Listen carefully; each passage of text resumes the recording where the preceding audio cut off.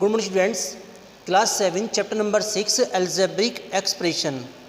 In the previous video we have just complete out exercise 6.1 up to question number 1 up to question number 3, and now we revise some basic of this chapter again in a short. Algebraic expression, any in which we use variable and constant with sign of operation are called algebraic expression. For example, 3y square minus 2x, it is an algebraic expression. Terms, parts of a algebraic expression separated by sign of plus or minus are called term. जैसे कि दोनों इसकी term हो गई. Types, monomial, binomial and trinomial. If single term, only single term monomial, only two terms binomial, only three terms trinomial. And polynomials, it is a very special word of this chapter. Any algebraic expression in which power of the variable is whole number, it is called polynomial. Factors, अगर आप कोई भी term लो और उस term को आप break करते हो इन मल्टीप्लाई फॉर्म में, then it is called factors, in which these it is numerical factor and these are literal factors. Coefficient, to discuss coefficient, for example we have to find out coefficient of x, then coefficient of x is -2. मतलब इसको छोड़कर इस term में अगर मैं इसको छोड़ दूं, अगर मैं इसी का कोफिशिएंट आपसे डिस्कस कर रहा हूं तो इसको छोड़कर ये, it is called coefficient. Constant term, a term without literal number factor, जिसमें लिटरल फैक्टर्स यानी कि वेरिएबल्स नहीं होंगे, उसे कहेंगे constant term. Like and unlike, जिसमें वे टर्म्स जिसमें वेरिएबल्स बिल्कुल एग्जैक्ट सेम लिखे हों, मतलब उनकी पावर भी सेम हो और वेरिएबल्स तो सेम होने जरूरी है ही, उन्हें कहा जाएगा like terms, otherwise unlike terms. And last, degree, the highest power of the variable, यानी कि वेरिएबल के ऊपर पावर होती है सबसे बड़ी, उसे उस अलजेब्रिक एक्सप्रेशन की हम डिग्री कॉल करेंगे. I hope in a short आपको बेसिक रिवाइज हुआ होगा. वैसे हम स्पेशली इसकी वीडियो प्रिपेयर कर चुके हैं, आप उसे एक बार दोबारा देख सकते हो. Now question number 4, write the numerical coefficient of each term of the following expressions. आपको यहाँ पे न्यूमेरिकल कोफिशिएंट डिस्कस करना है. We just note down its first part. In the first part, -15/2 x into Y into Z -30 y plus 6yz and plus 4. 1, 2, 3, 4. It contains 4 terms and we have to find out numerical coefficient of each term.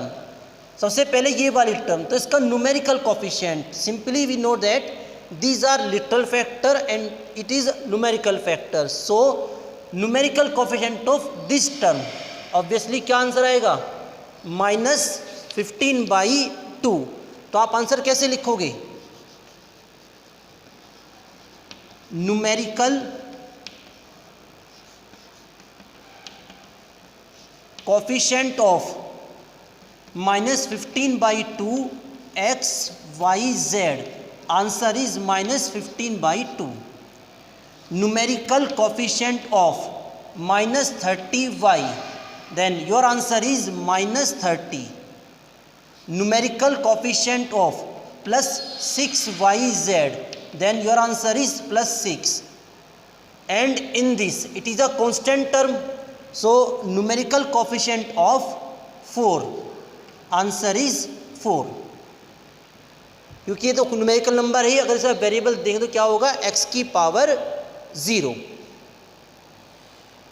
Similarly you can do all this remaining parts. आपको same वही logic लगाना है, हर term को लिखोगे और उसमें literal factors को आपको छोड़ देना है, तो जो नंबर बचेगा, जो न्यूमेरिकल फैक्टर बचेगा, उसे कहेंगे उस टर्म का numerical coefficient. Now we start question number 5.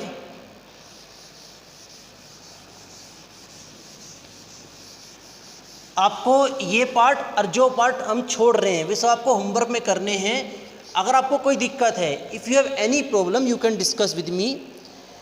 In the question number 5 write the coefficient of Y square in the following. आपको वाई स्क्वायर का कोफिशिएंट कंसीडर करना है। फॉर एग्जाम्पल हमने इसका फर्स्ट पार्ट नोट डाउन किया। In the first part 10 Y square Z, और हमें consider करना है coefficient of Y square.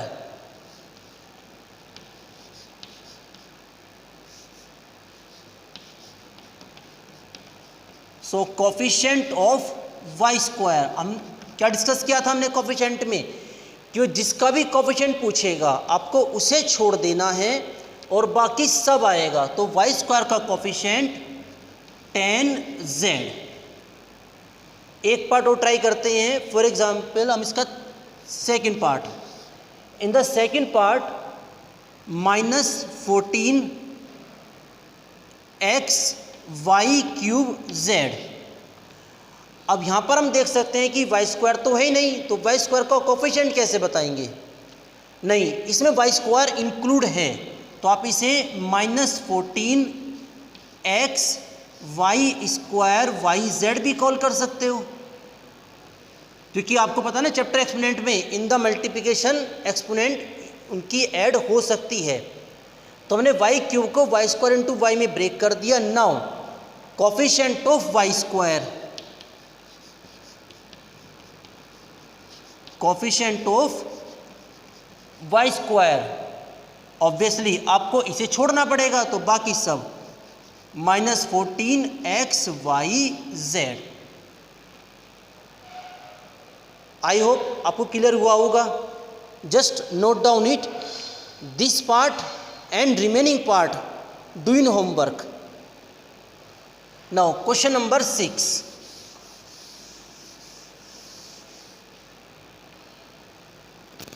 In the question number 6, we have to write the coefficient. तो क्वेश्चन नंबर 6 बिल्कुल सेम क्वेश्चन नंबर 5 की तरह से है। Try your self. Question number 7, in the question number 7 right the factors of each term. आपको हर एक terms के factors को कंसीडर करना है, आपको हर टर्म के फैक्टर्स को कंसीडर करना है। Just note down.